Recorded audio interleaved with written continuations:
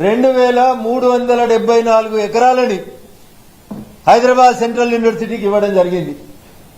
దాంట్లో పంచనామా చేసిర్రా, position ఇచ్చిర్రా, title transfer చేసిర్రా, చేయలేదా అనేటువంటి అంశాల గురించి మనం డీప్గా చర్చించే కంటే ముందు రేవంత్ రెడ్డి గారు అనేటువంటి తెలంగాణ రాష్ట్ర ముఖ్యమంత్రి గారు పొద్దున్న లేస్తే పొద్దుకేసరికి 100 సార్లు మరి ఇందిరమ్మ రాజ్యం ఇందిరమ్మ రాజ్యం ఇందిరమ్మ రాజ్యం అని చెప్తుంటారు.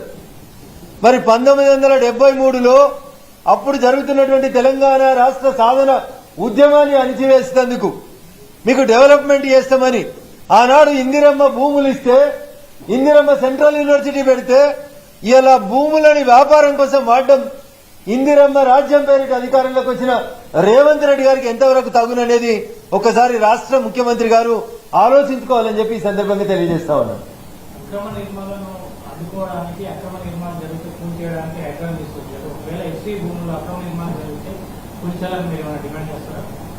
దేవన్ అన్న నేను హైదరాబాద్ సెంట్రల్ యూనివర్సిటీ మీద మాట్లాడినప్పుడే మొదటి మాట చెప్పిన, చెరువులు కుంటలలో కట్టినటువంటి ఇల్లీగల్ కన్స్ట్రక్షన్స్ ని తొలగించి పర్యావరణాన్ని రక్షించడానికి హైడ్రా తెచ్చిన అని చెప్పినటువంటి రాష్ట్ర ముఖ్యమంత్రి గారు మరి ఇక్కడ ఇన్ని వందల చెట్లు వేల సంఖ్యలో ఉన్నటువంటి పశుపక్ష్యాదులు నిరాశ్రయానికి పొందుతున్నప్పుడు ఎందుకు ముఖ్యమంత్రి గారు ఆలోచిస్తలేరు, హైడ్రా కమిషనర్ ఏం చేస్తున్నారని మొట్టమొదటి రోజునే ప్రశ్నించడం జరిగింది.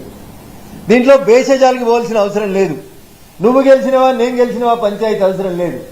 ఇది తెలంగాణలో ఉన్నటువంటి ఒక గొప్ప సంస్థ హైదరాబాద్ సెంట్రల్ యూనివర్సిటీ భాగ్యనగరంలో ఉన్నటువంటి ఒక గొప్ప విద్యాలయాన్ని కాపాడుకోవడానికి అందరం కలిసి కొట్లాడాల్సినటువంటి బాధ్యత మనందరి మీద ఉందని చెప్పి ఈ సందర్భంగా తెలియజేస్తూ చివరికి ఒక మాట, అమ్మ బతికున్నప్పుడు అన్నం పెట్టలేనోడు అమ్మ చనిపోయిన తర్వాత పిన్నమ్మకు బంగారు గాజులు చేపిస్తా అని చెప్పినట్టు యువరాజు కూడా హైదరాబాద్ సెంట్రల్ యూనివర్సిటీ భూముల మీద మాట్లాడుతున్నాడు.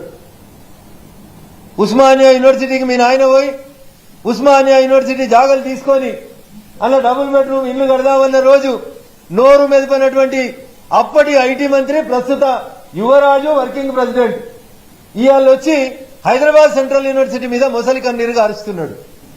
10 సంవత్సరాలు అధికారంలో ఉన్నప్పుడు మీరు ఎప్పుడన్నా సెంట్రల్ యూనివర్సిటీకో ఉస్మానియా యూనివర్సిటీకో పోయి పేద విద్యార్థుల కష్టాలు ఏంది అని ఎన్నడన్నా ఆలోచించినవా యువరాజు అని అడుగుతున్నా. ఇవాళ వచ్చి నంగనాచి కబుర్లు మేం కాపాడుతాం మరి అడుగుతున్నారు కొంతమంది మీడియా మిత్రులు.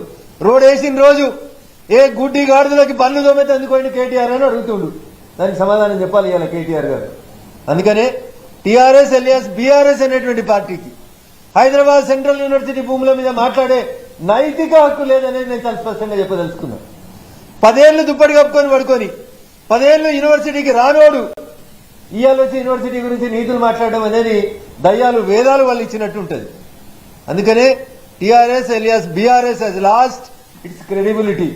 విద్యార్థులు నమ్ముతలేరు, వాళ్ళని ఎవరు నమ్ముతలేరు.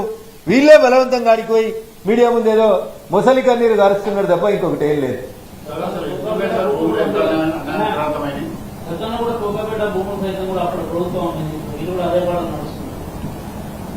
సో నేను చాలా సందర్భాల్లో చెప్పినా మా మీడియా మిత్రులకు కూడా గుర్తుండే ఉంటుంది, టీఆర్ఎస్ కాంగ్రెస్ ఇవి రెండు